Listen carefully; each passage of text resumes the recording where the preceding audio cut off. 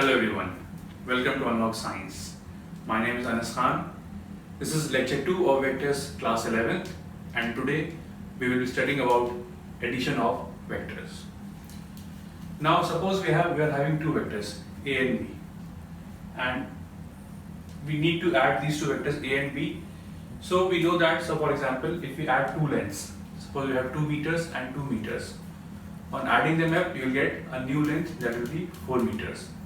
Similarly, अगर हम यहाँ पे दो वेक्टर्स ऐड करते हैं, एक वेक्टर A है, एक वेक्टर B है, तो जब आप वेक्टर में वेक्टर को ऐड करेंगे तो आपको एक नया वेक्टर R मिलेगा। अब बात उठती है कि हम इस R वेक्टर को यहाँ पे कैसे ड्रॉ करें। तो जैसे आप देख सकते हैं, here we have got triangle law of addition. So to add any two vectors A and B, we use triangle law of addition. तो ट्राइंगल लॉ ये कहता है कि हमें जिन दो वेक्टर्स को ऐड करना है, जैसे फॉर एग्जांपल यहाँ पे हमारे पास दो वेक्टर हैं A और B, तो हमें जिन दोनों को ऐड करना है हम उनको ऐसा प्लेस करेंगे कि ये दोनों वेक्टर्स ट्राइंगल की दो साइड फॉर्म करेंगे। जैसे आप देख सकते हैं A और B ट्राइंगल की दो साइड फॉर्म कर रहे हैं और ये साइड्स ऐसे फॉर्म करेंगे कि ये एक पर्टिकुलर ऑर्डर में चलेंगे। That means tail, head, then tail, then head. So they both are following a certain order. आप फिर से देख सकते हैं यहाँ पे tail, head है, tail फिर head है। फिर ट्राइंगल आगे कहता है कि जो रिजल्टेंट होगा वो इस ट्राइंगल का तीसरा या क्लोजिंग साइड होगा। This resultant R will be the third and the closing side of this triangle formed by these two vectors. अब R का डायरेक्शन कहाँ होगा? इसका डायरेक्शन इन दोनों वेक्टर्स के ऑपोजिट चलेगा। मतलब क्या था, से ये टेल हेड है फिर टेल हेड है, तो आर क्या होगा, हेड और टेल होगा। So triangle law states that when you add two vectors A and B they should form two sides of a triangle and they should be placed in a certain order, tail head then tail head, and the resultant which is obtained on adding these two vectors is the third and the closing side of this triangle, और उसका order इन दोनों के opposite चलेगा। So by using this triangle of addition, you can see that this R vector is the third and the closing side of this triangle formed by addition of these two vectors A and B. तो जैसे कि अभी तक हमने क्या पढ़ा, triangle law of addition, कि अगर दो वेक्टर A और B आपको दिए हुए हैं तो how to obtain this R vector which is the resultant vector of A and B upon adding. अब जैसे कि आप फर्स्ट लेक्चर पढ़ चुके थे कि एक वेक्टर में क्या होता है, डायरेक्शन होता है और मैग्नीट्यूड होता है। तो अगर आप में से किसी ने फर्स्ट लेक्चर नहीं पढ़ा हो तो यहाँ पे एक आई कार्ड बटन आ रहा होगा, you can click on that button and you can watch the first lecture based on vectors and its types. तो अब हमको इस R वेक्टर का मैग्नीट्यूड और डायरेक्शन फाइंड करना है। तो उसके लिए क्या है, मेरे पास एक लॉ का नाम है पैरेललोग्राम लॉ ऑफ एडिशन। अब ये पैरेललोग्राम बनता कैसे है, आप ए वेक्टर देख रहे हैं, हमने इस ए वेक्टर को इसके पैरेलल ऊपर शिफ्ट कर दिया है। सिमिलरली जो मेरा बी वेक्टर यहाँ जा रहा है, हमने इस बी वेक्टर को इसके पैरेलल यहाँ शिफ्ट कर दिया है। So you can see that this is forming a parallelogram. Now, if you add A with B, you will get resultant R, or vice versa. If you add B vector and A vector, you will get resultant R. That means you can say that A plus B will also give you R. If you add A with B, you will get resultant R. Or if you add B to A, you will again get resultant vector R. Now, our first aim is to obtain the resultant of this parallelogram, जो यहाँ पे इस figure में आपका diagonal है। तो आइए हम इसके मैग्नीट्यूड को फाइंड करते हैं। तो अब हमें इसके मैग्नीट्यूड को फाइंड करना है, तो उसके लिए हमने यहाँ पे क्या किया है, इसको एक्सटेंड किया है और यहाँ पे हमने इसके टिप से एक परपेंडिकुलर ड्रॉप किया है, जिसकी वजह से एक ट्राइंगल SQR, एक राइट एंगल ट्राइंगल फॉर्म हो रहा है। तो यहाँ पे थीटा क्या है? Theta is angle between vector A and B. तो मैं आपको एक बात बहुत ध्यान से बोलना चाहूंगा, इसको नोट कर लीजिएगा कि जब भी आपको एंगल बिटवीन टू वेक्टर्स निकालना होगा, आप इस बात का बहुत ध्यान रखिएगा एंड मेक श्योर कि दोनों वेक्टर्स हमेशा को इनिशियल वेक्टर ही होंगे। जैसे यहाँ पे है तो ये एंगल थीटा नहीं होगा क्योंकि यहाँ पे दोनों को इनिशियल। तो अगर आपको जानना है कि को इनिशियल वेक्टर क्या होते हैं तो यहाँ पे एक आई बटन आ रहा होगा, आप उसको क्लिक करेंगे तो आपको लेक्चर 1 में उसके बारे में पता चल जाएगा। तो वापस हम इस पे लौटते हैं। तो जैसे आप देख सकते हैं यहाँ पे ट्राइंगल एक SQR है। पहले हमने इसमें निकाला कॉस थीटा। कॉस थीटा होता है बेस अपॉन हाइपोटेन्यूज। तो बेस क्या है?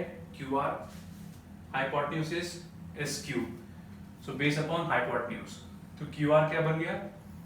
SQ cos theta. SQ को यहाँ पे मल्टीप्लाई कर दीजिए, SQ cos थीटा। तो QR बन गया मॉड B cos थीटा। क्यों? SQ क्या है? आप देख सकते हैं SQ ये वेक्टर है और SQ यहाँ पे एक लेंथ होता है और लेंथ हमेशा वेक्टर का मैग्नीट्यूड होता है। तो QR क्या बन गया? Mod B cos theta. वैसे ही अगर हम इस ट्राइंगल में निकालें साइन थीटा। साइन थीटा क्या है? Perpendicular upon hypotenuse. So perpendicular upon hypotenuse. तो SR क्या बन जाएगा? SQ sine theta. SQ क्या है? इस वेक्टर का लेंथ है जिसको हम मॉड ऑफ B से रिप्रेजेंट करेंगे।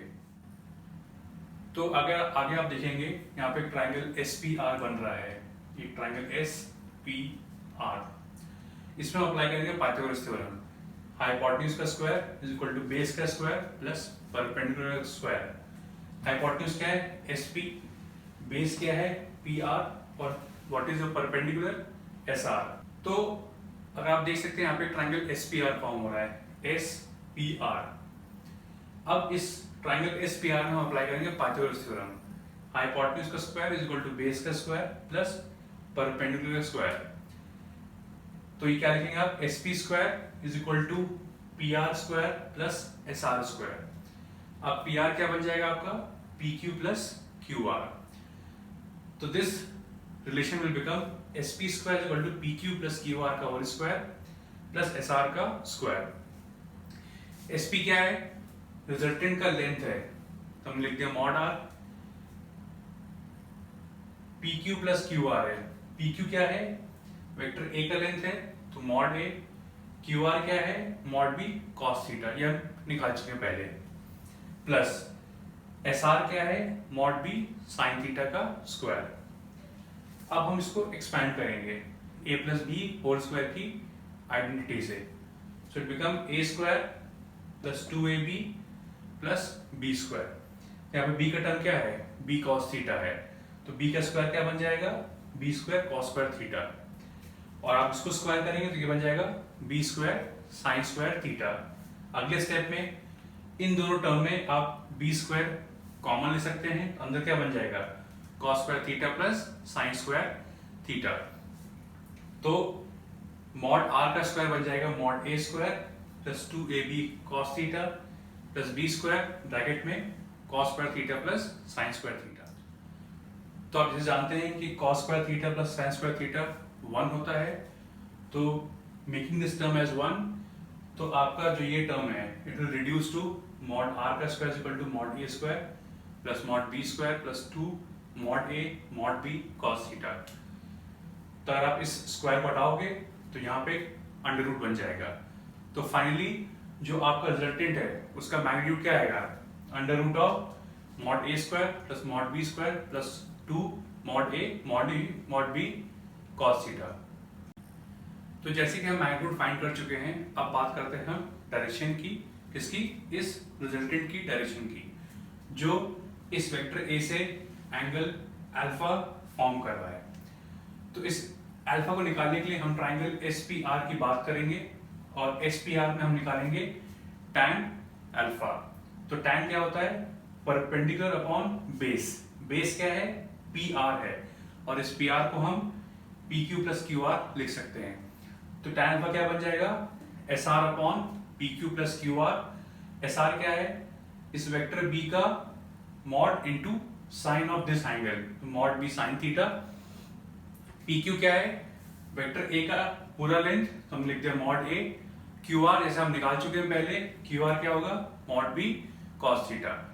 तो जो वेक्टर आर वेक्टर ए से एंगल अल्फा बना रहा होगा, उसका जब आप tan निकालेंगे तो you will get the direction of this vector R with respect to vector A which is angle alpha. तो इस फॉर्मूले से आपको इस वेक्टर आर का डायरेक्शन मिल जाएगा with respect to vector A. So this was our lecture based on topic addition of vector, and for detailed notes you can log on to our website www.unlockscience.in, and don't forget to press the bell icon and don't forget to like, share and subscribe. So thank you very much and hope to see you next time.